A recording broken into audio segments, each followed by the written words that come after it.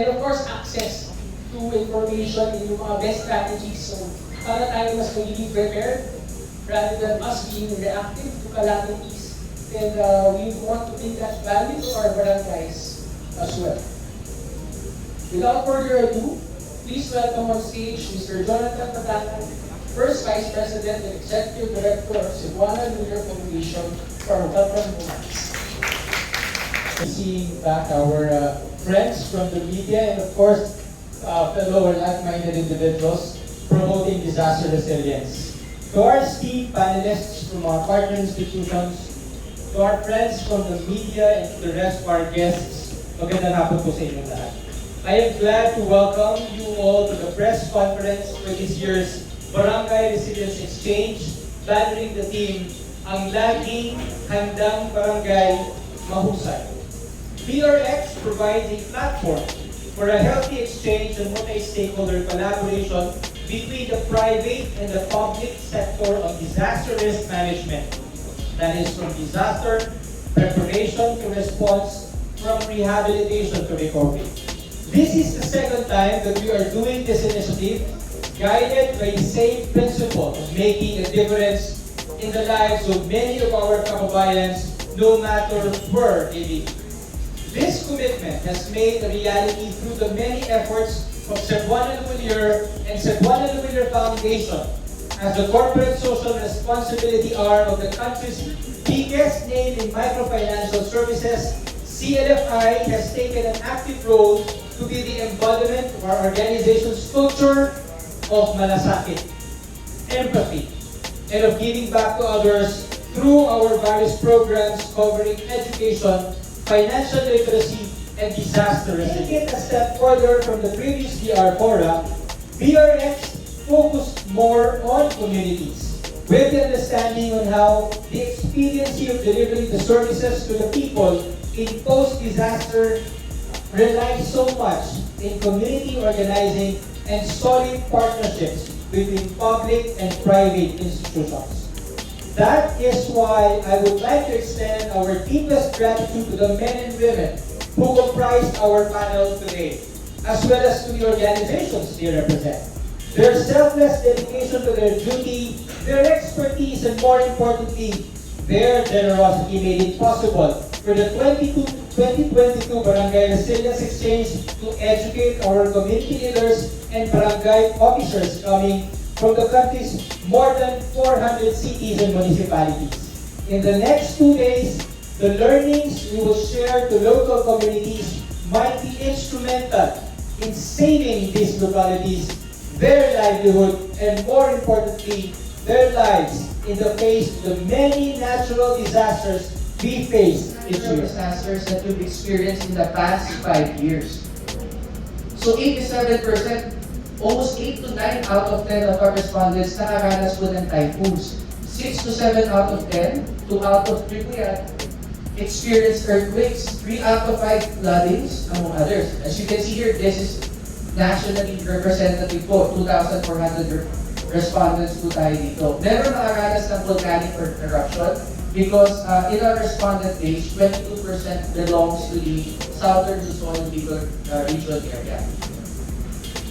Only at this one, only 4% wala po nakaranas.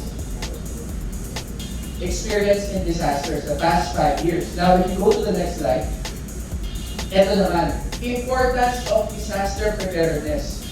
Kung titingnan po natin yung top 2 box natin, 98%. Everyone agrees that disaster preparedness is important. And we actually did a survey on disaster resiliency early this year. Lumalabas din po yung same data. Almost 95% nagsabi na it's important to create a department for disaster. Consistent across all demographics. Na medyo nakakatawa din po makita na 83% of Filipino households are prepared for any disasters. Kung titingnan po natin, 41% in the top 2 box are very well prepared. 42% slightly prepared. Now, ito po tingnan natin sa next slide. This one is interesting. yung perceived level of preparedness ng community nila. So yung bahay natin, for example, ready po kami dyan. Kasama kami dyan sa 81%. Now, looking at this data, only 69% ng respondents nagsabi na handa ang kanilang komunidad, ang kanilang barangay, city, or munisipyo. So mababa to dun sa 81, if you check the data kanina, 81%. Now dito, ready ang bahay ko. Pero yung community ko, hindi ready. For me, mas mababa. 69% na nagsabi na ready ang kanilang city, munisipyo, at barangay. So dyan, pakikita natin yung data dito. Now, if you go to the next slide, ano ba yung mga pinaghahandaan mo? Kasi nakita natin, tinanong naman natin yung 81% na sabi na handa sila sa kahit anong sakuna. Looking at the data here, ano ba yung mga hinanda nyo? Ano ba yung, live answer? There you go. Looking at the data here, ano ba yung what are the preparations that you've made? So 75%, 3 out of 4 naghanda na ng tubig at pagkain. Ito yung 81% na ready. Hinahanap na nila. Ito yung maganda po. 70% of the respondents alam nila kung saan pupunta. Open and evacuation areas. 70%, 69%, alam na nila yung mga importance ng warnings and alerts. So natututo sila, especially pag nakakuha ng text, tumutunog, alam na po nila yung mga importance sa mga warnings and alerts yan. Also, 70% alam na yung actual practices in emergency. So nag-uusap yung bawat pamilya, alam nila ang gagawin. And 2 out of 3, 67%, may first aid kit sa taas namin for mga FMCGs and so on. Ang number one source of information, like for example, when we do surveys on records clients like RFM Corporation, Demon Square, yung gumagawa ng Demon Square, social media ang awareness ng product nila. Pero kung titingnan niyo po dito, 85% sa television kumukuha ng information about emergencies and natural disasters. I agree that there's a learning opportunity about disaster preparedness. So may opportunity na pwede pang matuto. There's still room for improvement. Optimistic talaga tayo. This is consistent across all demographics. 78%, 8 out of 10 agree that there's a learning opportunity here. 16%, I guess this is also an opportunity for our local officials. So ito yung pwede pa natin makita na baka na po hindi nila alam na mayroong mga programa ang kanilang community in terms of disaster preparedness. So yeah, that's a big opportunity. We did a ranking, the way we answer ranking sa app namin, go up and down, up and down. And yung first one will be the highest in terms of priority. Ano ba yung pwedeng gawin ng local government ko? Here, so makatingin natin, preparedness.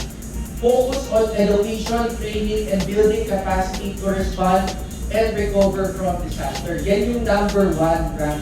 Anong pwedeng gawin ng ating mga local community leaders? Ang lowest natin kung titignan yung recovery. So parang this is a proactive approach yung iniisip ng ating mga respondents. So you need to be prepared in order to mitigate risk.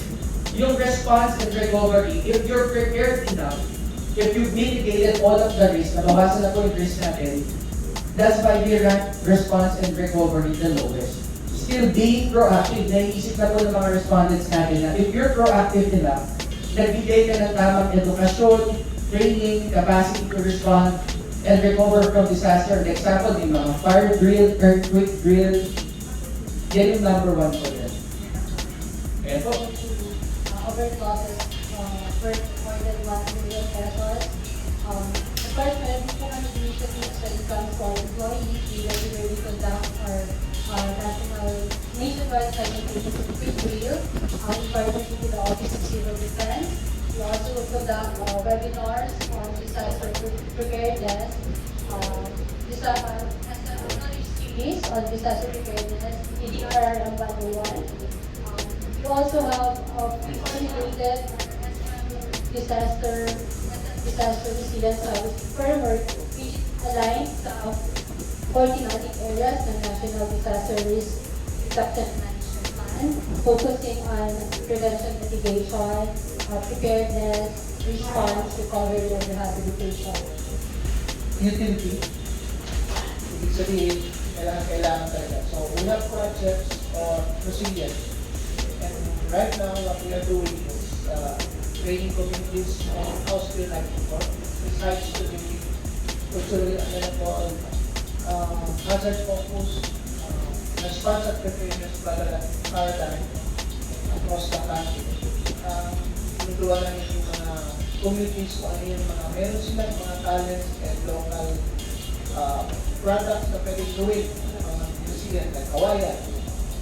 We also do partnership with other entities like PDRF, coming up with our own operation center. Kasi malaki yung company namin and we are taking care of ours. So, marami po tayong programa across all the phases of PRRF, but I think for this afternoon, I would like to focus on three aspects. No? One is that PRRF operates an emergency operations center, no, in Ifgar, and I invite our friends from the media to visit our operations center. Okay?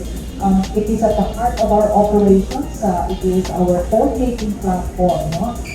In all our programs, from preparedness to response, recovery, and rehabilitation efforts of the private sector. So, we believe in PRF that the private sector has an important role to play in building the disaster resilience of our country. That's why our efforts are also across the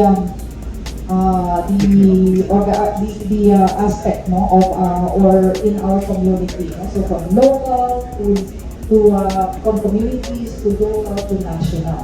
So we are big on public-private partnership, especially in harmonizing and coordinating contingency plans with the lifeline sectors. No? So we have clusters of power, fuel, energy, water, telecom, and logistics, etc. And we work through those clusters, so, in partnership with the local government and national agents. Progress made. But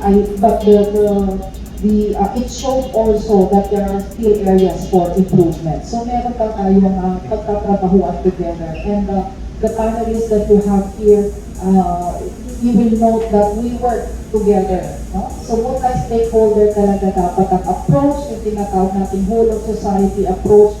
Lahat ng approach na yan, pag hindi nababa sa barangay, hindi naramdaman ng barangay, wala po yan. Puro approach lang yan. Diba?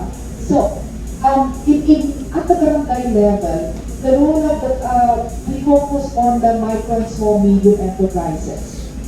Yung MSME na tinatawag natin. Sino ba itong MSME? Yung sari-sari store natin dyan. Yung panaderia natin. Okay? So ano yung naging focus natin? Building their disaster resilience. At na-mention na ni Simonette kanina on business continuity. So PRF simplified this approach. No? This is a practice by the businesses. Kaya lang, syempre, medyo complex yung business continuity plan ng mga lalaking negosyo. So what we did is we simplified it into 10 steps para madali nilang masundan. Okay? So, malaki ang role ng MSME sa ating communities, no?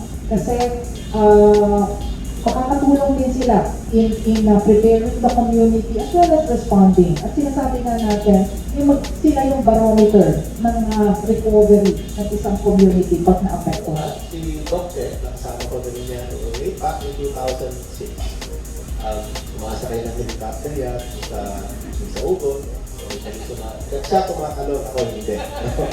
Ang helicopter. Basically, we do go to ground zero of disaster areas. I've been doing that for the past probably 15 years. Every time there's a disaster, we try to study the disaster, learn the lessons from it, so that we do not repeat the same mistakes. And we gain a lot of knowledge from just studying disasters. What went wrong, bakit nangyari yun, ano yung mga conditions, ano yung kulang. Being in the academy, that's our purpose, to find out and to learn. Si Simonette naman, we used to work under the LOA program with the Green Lighter project. We map out many river basins in the country. So, tama. Kasama ko na silang lahat sa engagement that we've been doing. No? For a detailed list of the projects that we have done since 2017, no? Because I'm with the UP Resilience Institute.